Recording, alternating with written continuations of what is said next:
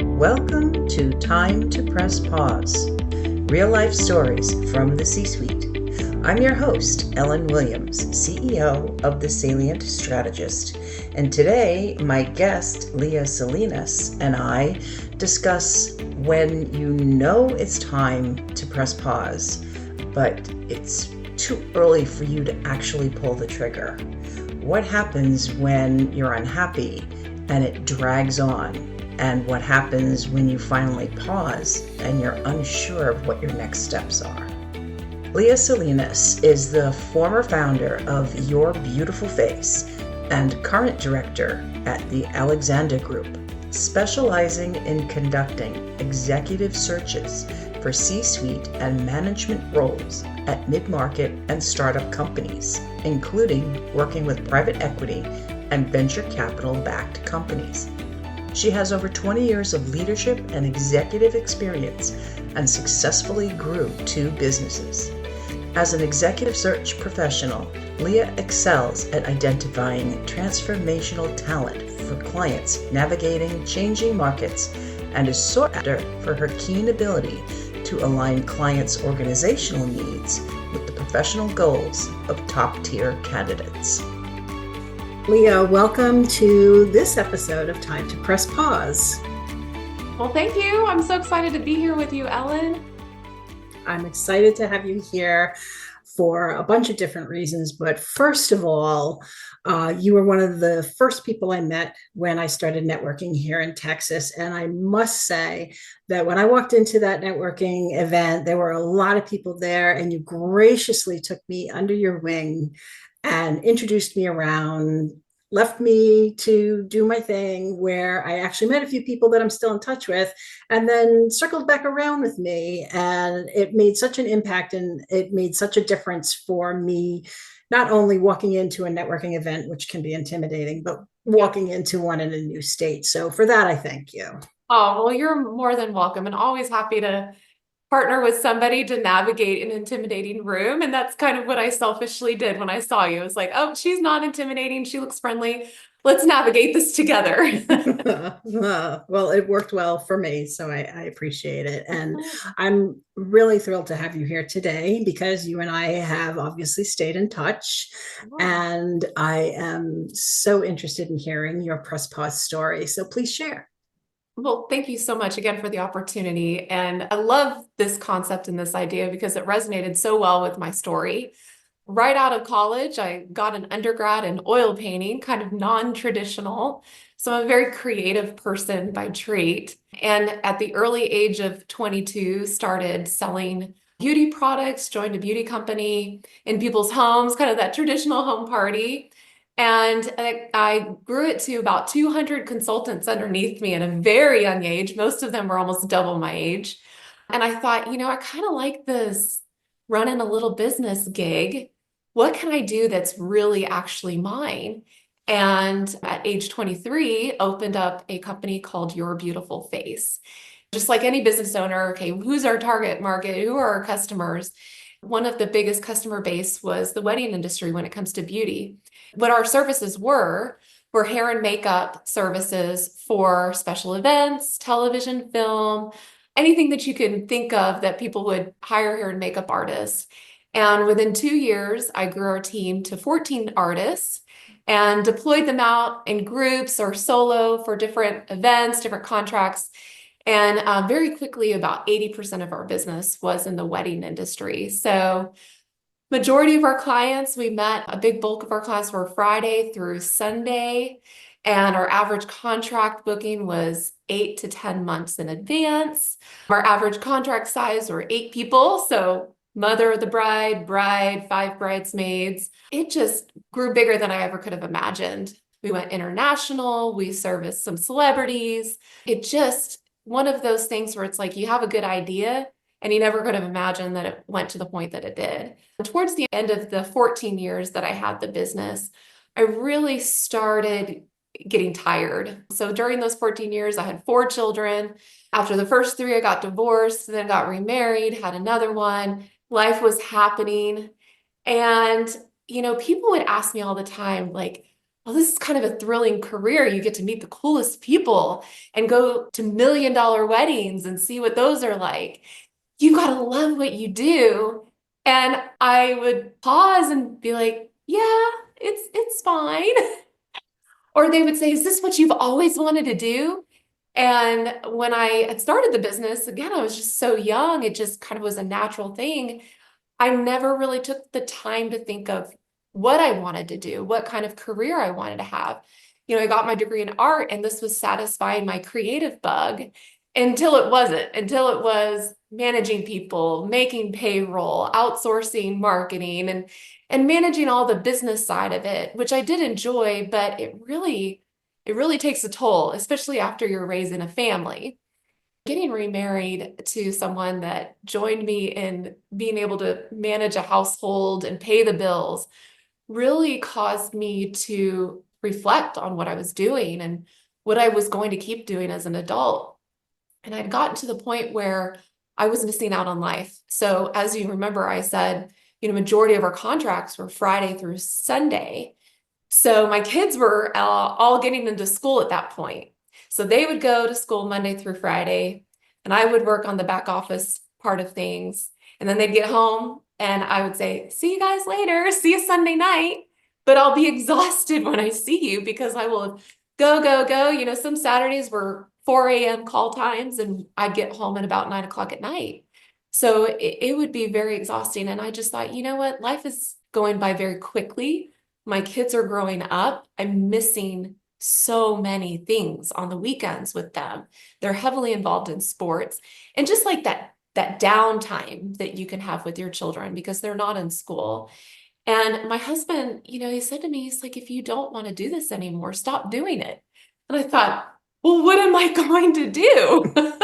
And really looked at who I was going to be 10 years out at late 40s, early 50s, and being an empty nester. And was I still going to be enjoying serving a client base that still stayed the same age as I was getting older? Our average client ranged from 28 to 32 with their bridesmaids. And I thought, I know where I'm at right now, and I can't see myself doing it for 10 more years. At that point was when I paused to really try to decide what was going to be next for me. Great lead up, great context. How long was your pause? I took about 2 years to kind of look at different ways that I could shift the business into areas that didn't take me away from the home on the weekends. We actually developed a makeup line. And I thought, well, maybe I'll go back to that. I'll have a product line. We'll go retail. I put it in two different locations, our location and another location. Tried to get into the social media product influencers sharing our products. And that really was like, yeah, but I'm still in something that I don't love for those 2 years.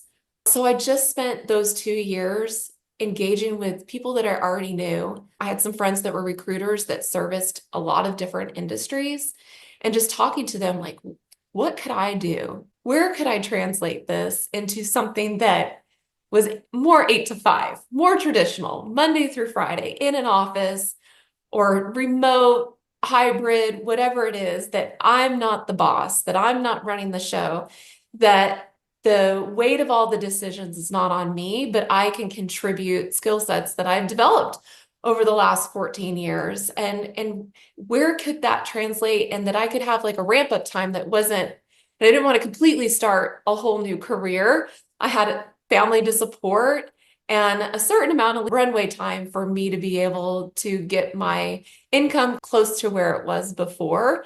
And so those conversations really took a long time for me to formulate that plan and just ask people to make introductions to their businesses that they were working for or different clients that these recruiters had. And those conversations really helped me just navigate a very unknown territory for me, that corporate world, because I did not know what I did not know. It was a very good experience and very humbling experience. There's definitely a lot to be said for leveraging your network, right? Yes. Okay, we've got a 2-year pause. We've got something leading up to it. Where did you land? So one of those conversations led me to an introduction to a software company. My friend said, "This is a master data management software." And I said, "I am not a technology person." She's like, "It's okay. You're just going to be making phone calls. You talk to clients all day long, every day, and that's all you're going to have to do. These are very entry-level roles." But really, what she did was she introduced me to the most phenomenal sales leader I've ever met. His name was Mark Berglund, and he was needing the inside sales role. Talked with him.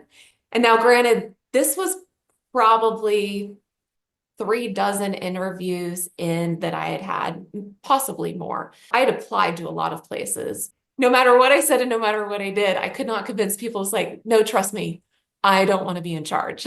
I want to learn. I want to be a sponge. Tell me what I don't know. I know I don't know a lot. This is a growth phase that I'm excited about. Give me the opportunity to prove I don't want to be in charge right now.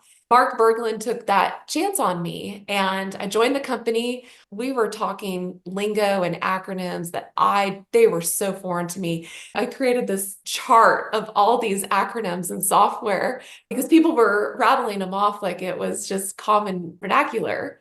Outside of having children or raising a family, I can't remember a time of growth in a career learning wise that was more mentally exhausting. Learning as much as I did as fast as I had to be able to make some impact in that role. Just so forever indebted, and he knows that, to Mark for just working alongside me and coaching me and helping me to navigate those relationships. And what does office culture really look like? What are these org charts and what are these different roles play? And how do people communicate? But also in that B2B world, so different than B2C, which is actually very refreshing. So that role really just catapulted me into a new career that eventually led to another introduction after that year into executive search. And so for the last 5 years, I have been an executive search consultant, coaching other business owners, business leaders on helping to build out their team and finding the right people to help them move their businesses forward and helping other business owners with things that I wish I could have had as a business owner. That's quite an interesting path. Yes, very different. That's right. So let's unpack some of this. I love when you said, when people asked you, oh, isn't this business great? And your response was, it's fine.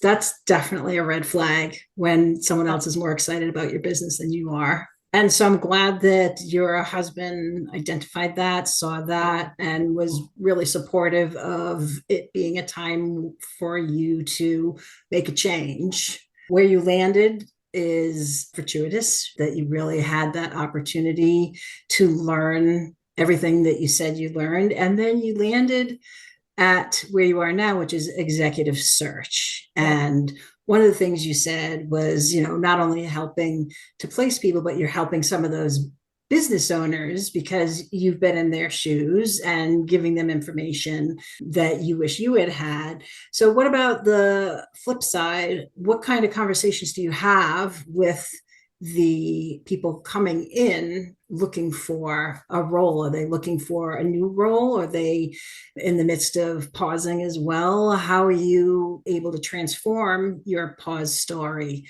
You're right in the sense of having that experience as the business owner, being able to relate to them, but then also being able to relate to candidates that I have. Oftentimes, candidates or potential candidates will come to me and say, I've been in this industry for a while and I really want to try something new.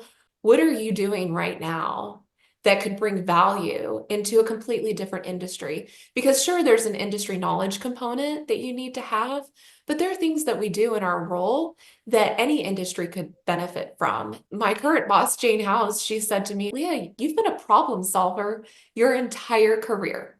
You've solved people's problems when it comes to navigating the logistics of their wedding day and the services of their wedding day. My employees, like as a business owner, you're a problem solver. You're constantly getting problems thrown at you that you have to think of quickly. And that's what I do in search. I'm solving somebody's problem. And most of the time, it's not a straightforward answer to their problem. You have to be very creative on how you're going to solve it. And so that was one thing that people had identified, like, where could you translate that into an industry? And in search, it has just worked great for me. So walking people through what are things that are similar and what are things that are a little bit different and what makes you unique, and thinking outside of not just that day to day, but more those strategic elements of your role or those soft social skills that you have to develop. Sales can be transferable because you're selling one product versus the other, but you have that relationship building component, client facing, thinking on your feet, problem solving. And so that's one thing that I've been kind of able to do for people, is help them identify what are some transferable skills and where would they best suit. And one thing that I will say, that anybody looking to do that and to make a big pivot, the biggest thing is having humility in knowing that when you do pivot and you do change, you're no longer going to be the expert in the room, and you have to be okay with that. And then on the client side, saying to my clients, hey, sometimes it's good to have a fresh perspective. Let's find people outside the box that aren't exactly what other people have been in this role, because they can bring up those transferable skills and fresh perspectives that maybe you could use. The transferable skills, I think that's a key point, especially during a pause. Yes. And as you get older, you have more to bring with you, even though you're in a position where you want to leave what's happening today. And certainly your story, starting with creativity, going into a beauty company where you had consultants, and deciding in a very short period of time, oh, what am I making somebody else money for? I can do this on my own. And then 14 years later, you're like, oh my gosh, what do I have all these decisions for? Let somebody else take care of this. I definitely have been the employee entrepreneur back and forth throughout much of my career.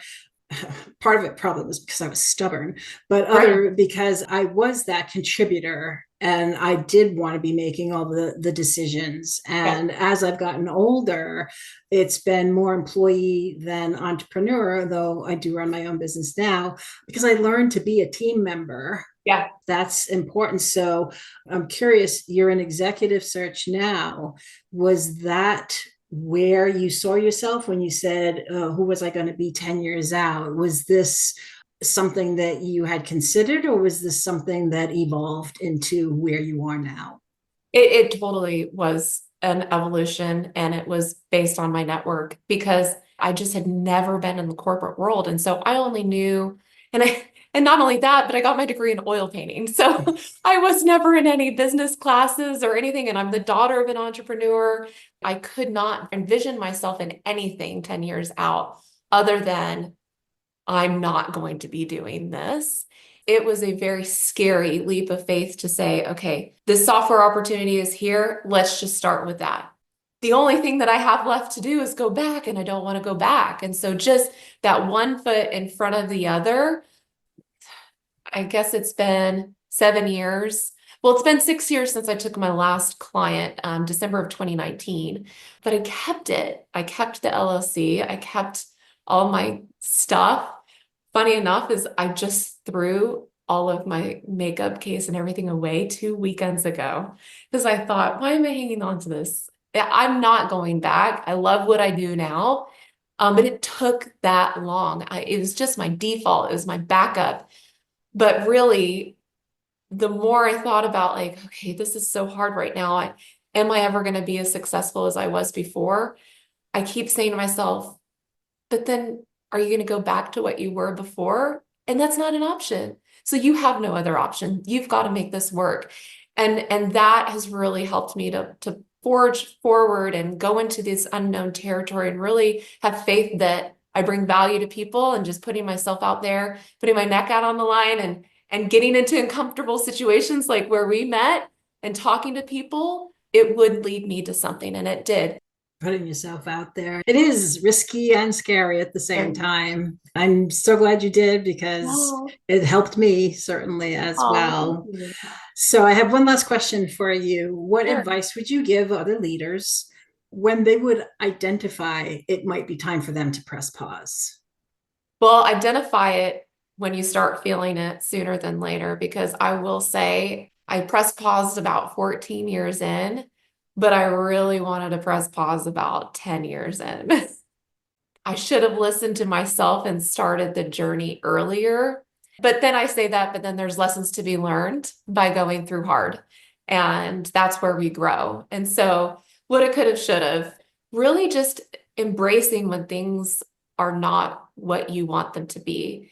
The beauty of growing older is that you learn through life experiences how quick life really goes by, and time flies when you're raising a family, when you have your children at home. And one thing that really helped me make that leap was my husband having this conversation with me.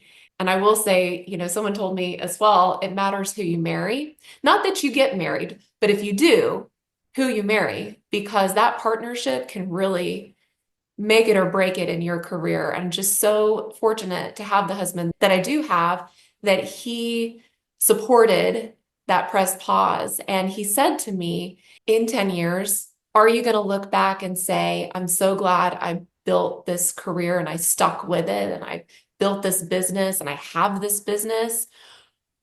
Or are you going to say, I really wish I would have chosen to be home more and to be with the kids? And is that a sacrifice you're willing to make? I was like, well, hands down, I would much rather us make some financial sacrifices and have my weekends back than to continue growing this business. Being able to see myself that far out and what would matter most to me, I kind of felt like I had no other choice. So that's the advice, the process that I would encourage others to do is what will you regret most? Whether you do or you don't take that pause and see yourself 10, 15, 20 years out, or maybe it's even just 5 years out, a shorter time period, because sometimes that can be all of the difference for you to make the decision. I really like your approach to look to the future. And if that future you would look back and say, I should have paused. Yeah. I think that's a really interesting approach. Leah, thank you so much. Your story was really wonderful. A lot of it resonated with me, especially who you marry, but that could be a whole nother podcast. A much longer podcast. Yeah, probably. But I really appreciate you being here with me today. Yes, for sure. Well, thank you so much, Ellen. I just look forward to continuing our relationship and supporting each other in our career paths. Thank you for listening to this episode of Time to Press Pause. If you're interested in contacting Leah, email her at lsalinas@thealexandergroup.com. If you're interested in learning more about me, please visit thesalientstrategist.com. And please listen again wherever you listen to your podcasts.